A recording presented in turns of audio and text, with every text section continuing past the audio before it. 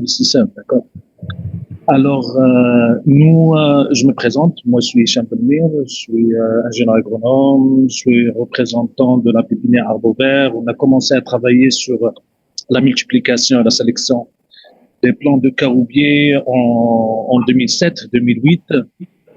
Et à l'époque, si je reviens un peu à l'histoire, à l'époque, toute la partie caroubier était gérée comme en Tunisie avec ce qu'on appelle nous au Maroc la direction des eaux et forêts.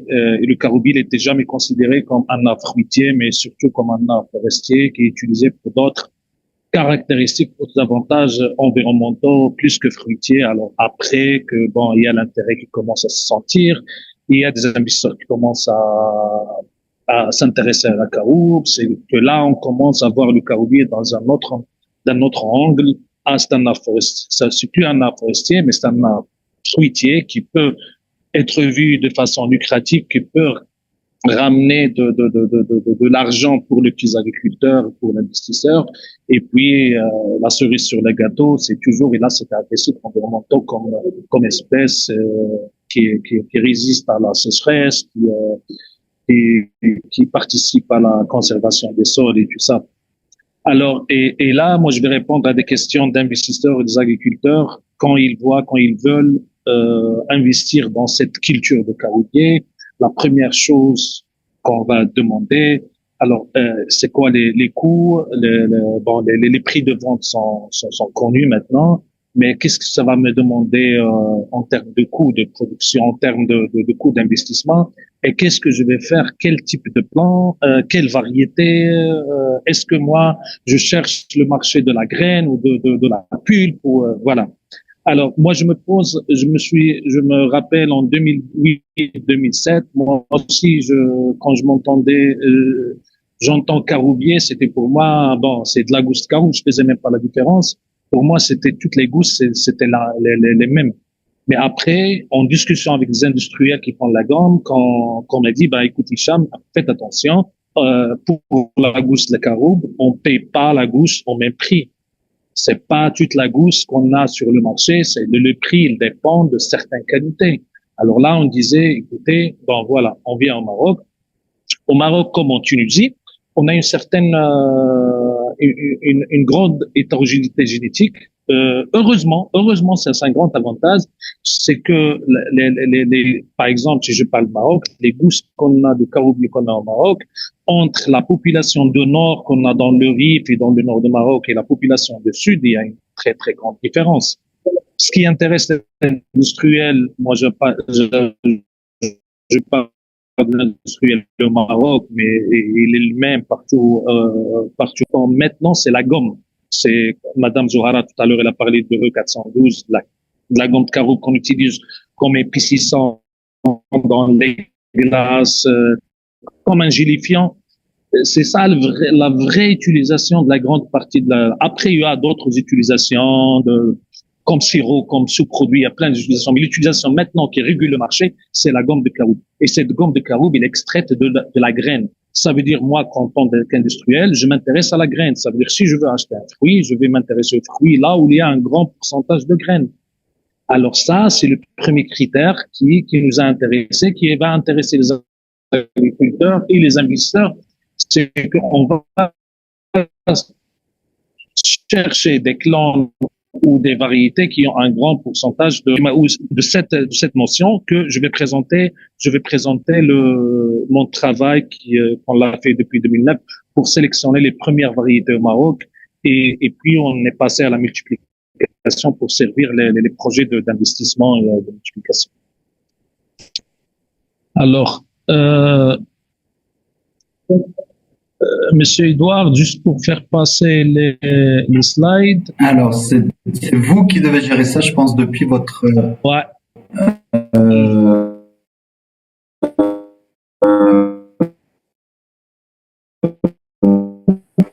Peut-être juste avec la flèche.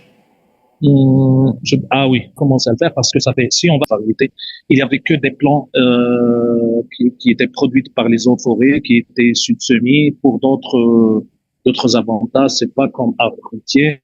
Alors, on parlait plus de cette notion de variété. Alors, pour nous, quand on a commencé, on disait, bon, tiens, dans toute cette population du Maroc, parce que au Maroc, on a trois populations presque. On a au nord une population qui ressemble à la population espagnole, qui a un faible pourcentage en graines. On parle de 13, 14, 15 pourcent de graines. Quand je parle pourcentage de graines, c'est le poids des graines par rapport au poids total de la gousse. Plus le poids, ce poids de graines, il est élevé, plus la marchandise, elle est bien payée par l'industriel. Alors, au nord, on est aux alentours de 13, 14, 15, plus on va descendre à la deuxième population qui est le moyen Atlas Fès jusqu'à Vimila Khnifra au Maroc. On parle de 20, 18, 19, 20, 22, puis on a l'envers du sud. Il y a là où il y a des populations où le pourcentage de graines est le plus élevé, on parle de 27, 28 jusqu'à 30 et parfois jusqu'à 32, 33. D'accord.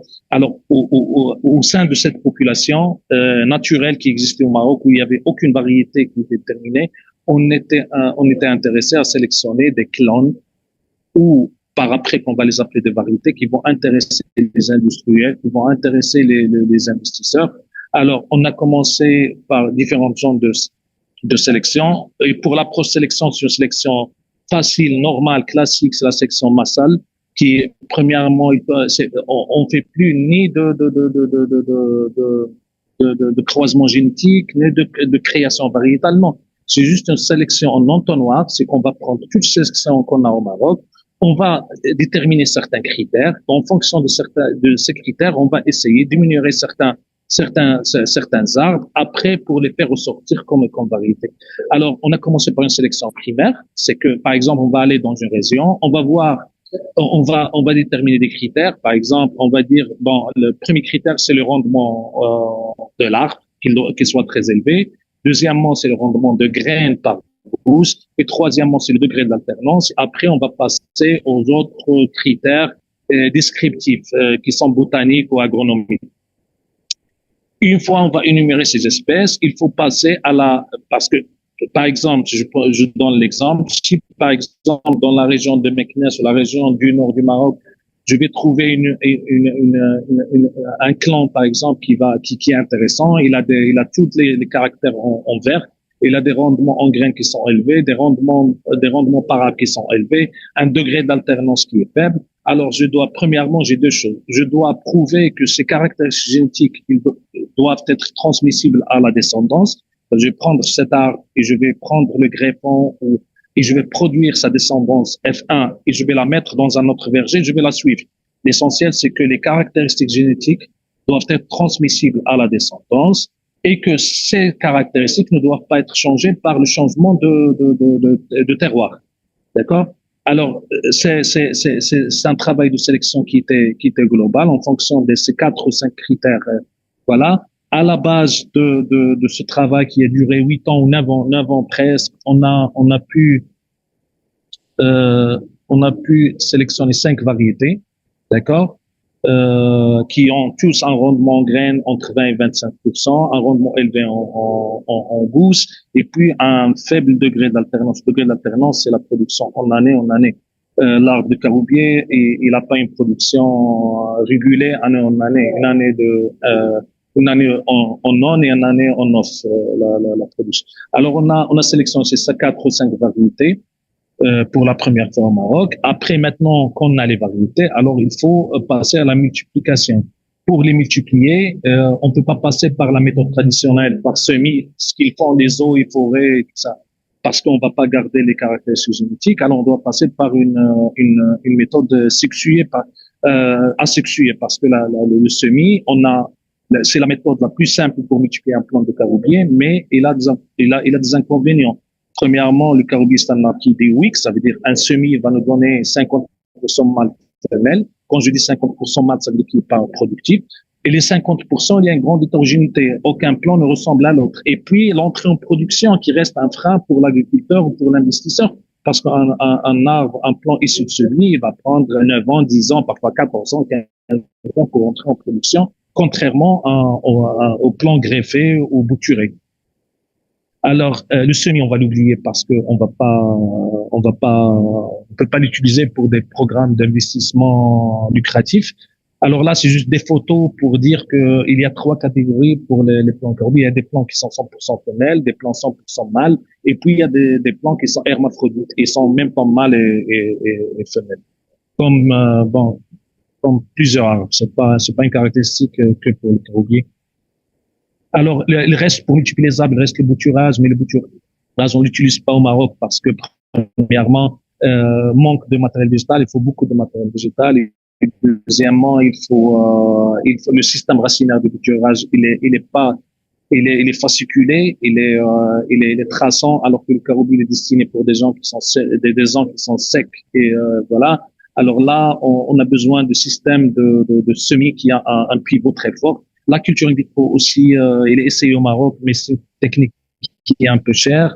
La technique la moins chère et la plus efficace qu'on a utilisée au Maroc, c'est le greffage. C'est qu'on va préparer le porte-greffe ici, qui a le porte-greffe. On a l'arbre ou la variété qu'on a sélectionnée. On va prendre le bout de l'arbre, de la variété. On va le greffer sur le porte-greffe. Sur les techniques de greffage, il y a deux, ce qu'on utilise au Maroc, soit en fonte, soit en thé. Et les deux, ils donnent des bons résultats. Et voilà, c'est juste pour illustrer. Et le cycle de production d'un plant greffé, ça va prendre entre 18 mois à 22 mois.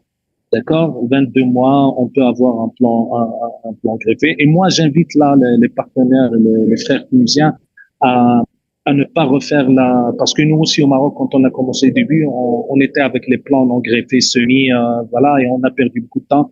Maintenant, il faut passer directement au greffage. Et s'ils ont besoin d'assistance technique, on est là. C'est le but de notre partenariat. Et j'ai reçu des visites et des communications avec une pépinière tunisienne, Mabrouka, je pense, qui est une grande pépinière en Tunisie. On a discuté, on est très ouvert. Et il faut passer directement à l'acte parce que pour encourager les investissements aux agriculteurs plantés de Karoubi, il faut présenter du matériel de bonne qualité avec des variétés connues qui va entrer en production le plus tôt possible. Voilà, c'est ça le but. Et voilà, ça c'est juste des images de la pépinière. Donc, et puis toute visite souhaitée des frères tunisiens, ils sont les bienvenus. Et merci. Merci beaucoup, Hichem. Effectivement, merci pour votre présentation. Donc, très technique et vous avez absolument raison de placer l'intérêt du producteur à la base, donc avec des plans de qualité pour la réussite de la filière. Et en Tunisie, et alors effectivement, il y a Pépinière Mabrouka